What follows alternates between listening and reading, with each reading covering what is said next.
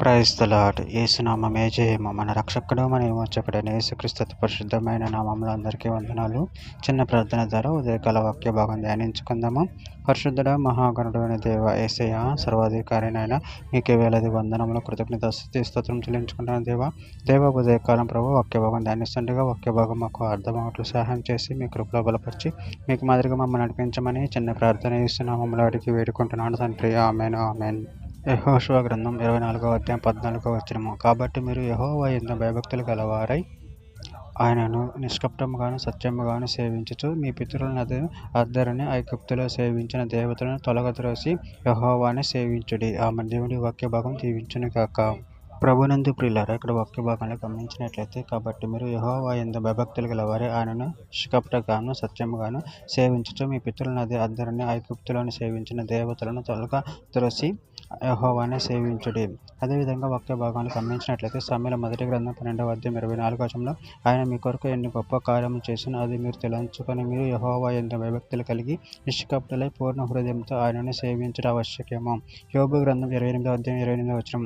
మరి యెహోవా యందు భయభక్తులే జ్ఞానమనియు దుష్టత్వమును విడిచిట వివేకమనియు ఆయన నరులకు సెలవిచ్చెను.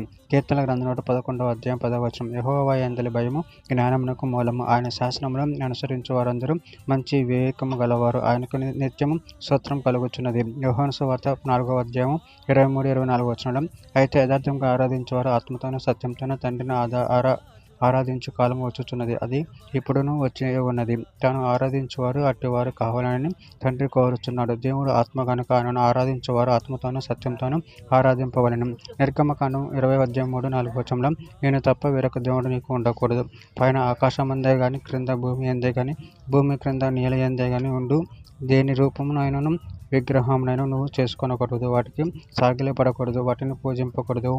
నిర్గమకాండం 23వ అధ్యాయం 25వ వచనం. నీ దేవుడైన యెహోవాను సేవింపుము, అప్పుడు ఆయన నీ ఆహారమును నీ పానమును దీవించును. నేను నీ మధ్య నుండి రోగం తొలగించెదను. చివరిగా ఒక మాట. సమూయేలు మొదటి గ్రంథం 12వ అధ్యాయం 14వ వచనం. మీరు యెహోవా యందు భయభక్తులు కలిగి ఆయన మాటను విని ఆయనను సేవించి ఆయన ఆజ్ఞను భంగం చేయక మీరును మిమ్మును ఏలు రాజును మీ దేవుడైన యెహోవాను అనుసరించిన యెడల మీకు క్షేమం కలుగును. ఆమె దేవుడి వాక్య భాగం దీవించును గాక. చిన్న ప్రార్థన చేసుకుందాము.